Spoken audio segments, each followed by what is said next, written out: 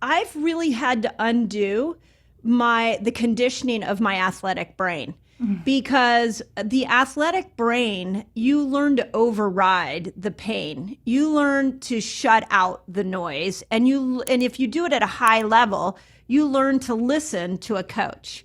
And if we take that example and we apply it to the world today, there are so many women that I see that are living lives that are creating more pain. And they're listening to voices that society has set up, like, you should do this, not that. And in that, we have completely lost ourselves. And so I resonate when you said you were an athlete. I was like, oh, yeah, you have that athlete brain. And that is a tough one because we trained it to not listen. And so I'm curious your thoughts on that. And I also want to add a second part to that question, which is, we live in a patriarchal society.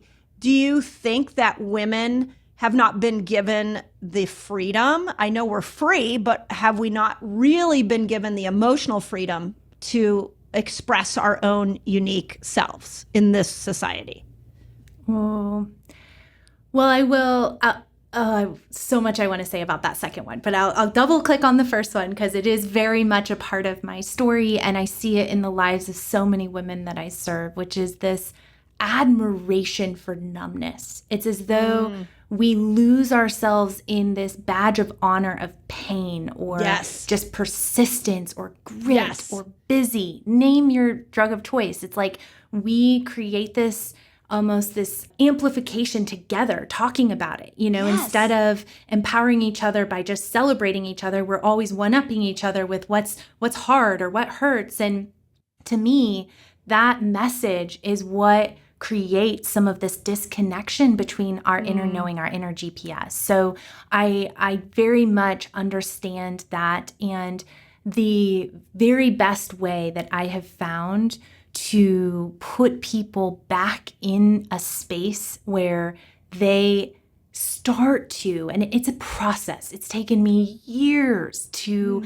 put myself in a space where I am back in touch with good emotions not being labeled as good, and discomfortable emotions being labeled any which way. It's just embracing the wholeness of putting everything on a kind of a similar platter and navigating it all through the lens of just information, not a leverage point. And when I do life like that, I have a different definition of happiness, because I think that's what we're all trying to get towards when we're gritting our way through life and we're creating this environment where hard equals good. We're always out to get somewhere. And I think that's an outcome-driven life. And what I want to put women back into is a process-driven life that is this fluid, kind of splishy, splashy movement towards this place where you kind of allow yourself to be uncomfortable, but you don't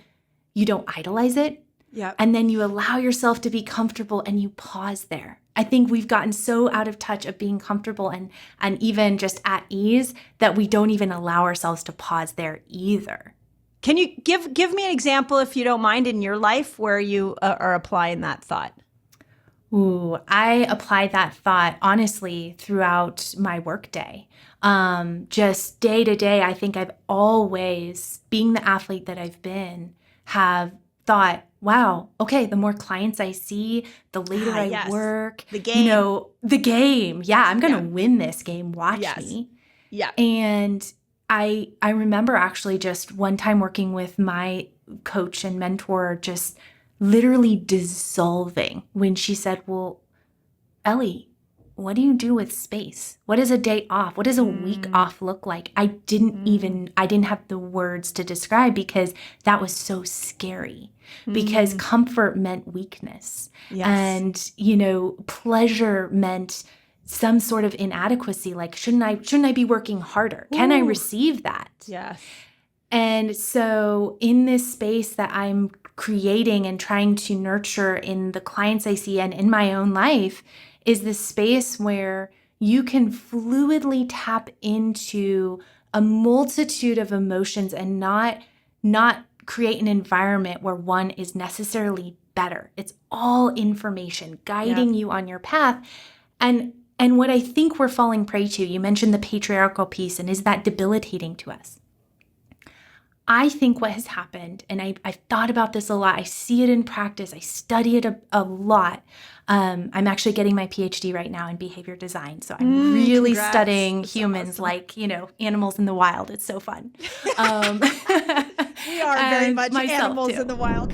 Okay, I got to interrupt this video because I have a free guide for you so you can master fasting. It's called A Beginner's Guide to a Fasting Lifestyle. And all you've got to do is click here and you can jump right in. And what I think about is the fact that a lot of our systems for success and kind of modern day success are set up around structure, and structure is a very masculine concept. Yes. But the power that we have the capacity to tap into requires both those feminine qualities of fluidity that I just referenced and the masculine structure to hold in that power. Yes. So I like to describe this beautiful polarity between masculine and feminine like a fishbowl with water in it. You've got to have that structure piece, but it doesn't have to be a cement block like we've been taught it has to. That's what's suffocating. It can be thin glass. And then within it is the feminine fluidity that holds life and energy, but it's got to be contained by those masculine structures.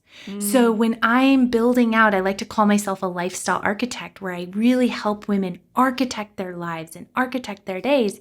I notice when somebody is talking to me about the architecture of their day and they're bringing in blocks of cement and then they're going to do this at this time and then they're going to do this at this time. And if they feel this, they just take this. That is a very kind of a masculine, overly predominant masculine way of approaching it. And I back them up and I say, whoa. What would it look like if you gave yourself, I don't know, the option to feel your way into what sounded good to drink for tea, instead of just telling yourself ashwagandha tea at 10:30 a.m. is what I need to drink. Yes. This was exactly what Fast Like a Girl, the book I just launched into the world, was all about, was taking something that was allowing both men and women to succeed at health, something that became so popular as intermittent fasting, and give it that fluidity. And it's been really fun to watch women step into it and experiment with it. But I will tell you that, we get hundreds of thousands of comments on our socials every week. And there is definitely a subset of both men and women, but a lot of women that are like, just tell me what to do. Just tell me what to do. And I think we are at a point where if we're going to invite the feminine back into our healing process, there's no one size fits all. There's nobody that can tell you what to do. There's just you starting to understand what feels right for you. So I love this glass fishbowl idea is really, really important. And, I've done some research on patriarchal worlds. And I think that, to me, the patriarch just represents like power. It's like a structure that has power over you. So in the example you just gave, it's like people wanting a cement block. Tell me what to eat. Tell me what supplements to take. Tell me how to fix my hormones. Like, that is still a very patriarchal power position. Whereas the matriarch, to me, is more about nurturing. So it's like, how do you nurture yourself into a better life? And if I look hormonally at the transition that happens to us after 40, we really lose our neurochemical armor.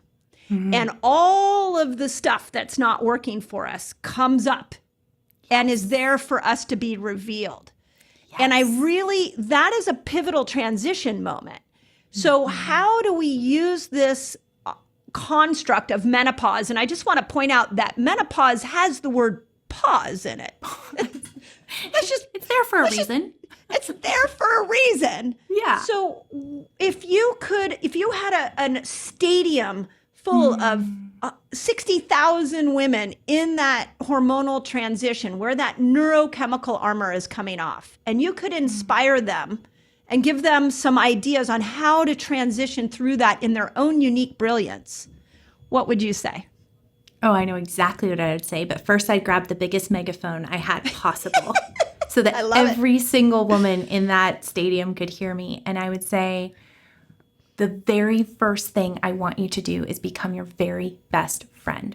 Watch yourself, watch your patterns, get really up close and personal, really get curious about yourself. Because what you just described to me is when that armor comes off and you don't know yourself, the really scary moments come when you feel so like there's nothing that you can turn to that meets needs that you don't even know about, right? If you are in a space where you have so little self-awareness around both clinical patterns and emotional patterns, then that's a really kind of scary place to be, which is where some of those reactive tactics and overhauls come from that are spoon-fed by the wellness industry in many cases, where it's like, okay, just tell me what to do. I'll just do it because I don't know what I actually need. So I'd say self-awareness becomes your most powerful tool.